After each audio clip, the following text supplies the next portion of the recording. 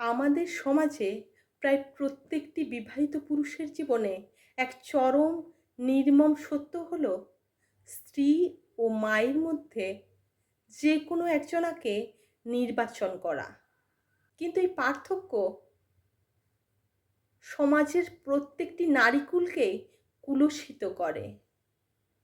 কারণ স্ত্রী আর মা দুটি সম্পর্কই সম্পূর্ণ পৃথক। তাদের মধ্যে প্রভেদ টেনে এবং মতানৈক্য ও বিরোধ তৈরি করে যে কোনো একজনকে সঠিকভাবে নির্বাচন করার এক বিশাল দায়িত্ব এসে পড়ে তার কাঁধে। একজন মা তার ছেলেকে জন্ম দেয় নারী থেকে, আর একজন স্ত্রী সেই ছেলেকে স্বামী হিসাবে জন্ম দেয় হৃদয় থেকে।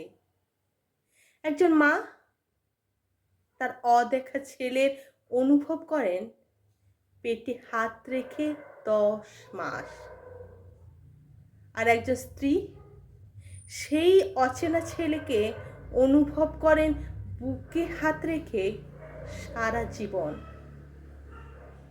একজন মা জন্ম দেয় একজন শিশু পুত্রকে, আর একজন স্ত্রী জন্ম দেন একজন পরিণত পুরুষকে। একজন মা তার সন্তানকে হাতে ধরে হাঁটতে শেখান, একজন স্ত্রী সেই সন্তানের হাত ধরে জীবনের সমস্ত পথটা হাঁটেন। একজন মা তার সন্তানকে কথা বলতে শেখান, একজন স্ত্রী প্রিয় বন্ধু হয়ে সারা জীবন তার কথা বলার সঙ্গী হয়ে ওঠেন। সন্তানের দায়িত্ব কাঁধে আসতেই মা তার সমস্ত পৃথিবী ভুলে যান। আবার স্ত্রী সেই সন্তানের দায়িত্ব নেবেন বলেই তার সমস্ত পৃথিবীটা ছেড়ে একদিন চলে আসেন। সন্তান না খেতে পারলে পাত্রের সেই উচ্ছিষ্ট খাবার মা এবং স্ত্রী উভয়েই খান, আর সন্তান এবং স্বামীর মঙ্গল কামনায় উপবাস মা এবং স্ত্রী দুজনাই করেন। সন্তানকে বড় করলেও সন্তানের থেকে প্রতিটা মাকেই আঘাত পেতে হয়। আবার স্বামীকে বিয়ে করেও প্রত্যেকটা স্ত্রীকে এক না একদিন নির্যাতিতা হতে হয়। মায়ের কাছে সন্তানের জীবনের দায়িত্ব নেওয়া শুরু প্রায় 20 বছর। স্ত্রীর কাছে স্বামীর জীবনের দায়িত্ব নেওয়াটা শেষ বাকি 60 বছর। কখনো কখনো সেটা 80 বছরেও যেতে পারে, যদি আয়ুষ্কাল 100 বছর হয়। সন্তানের শৈশবে তার মলমূত্র তার মাই পরিষ্কার করেন, আর সন্তান যখন বৃদ্ধ হয় তখন এই একই দায়িত্ব স্ত্রীর কাঁধে এসে বর্তায়। মায়ের কোল হয় সেই কোল যেখানে সন্তানের জন্ম হয়, অর্থাৎ প্রথম বিছানা।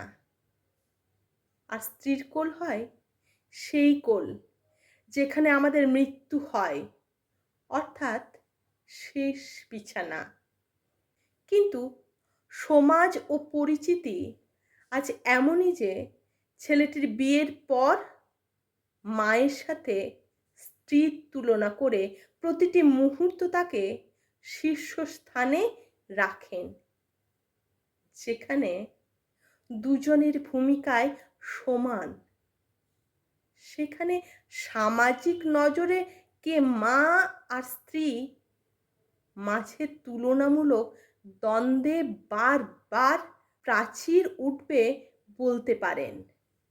গর্ভ থেকে জন্ম নেওয়ার মা ও স্ত্রীর মধ্যে যদি কোনো পার্থক্য হয়ে থাকে, তাহলে শেষ কথা একটাই বলবো, একজন আপনাকে গর্ভে ধারণ করে অন্যজন আপনার জন্যই গর্ভধারণ করে।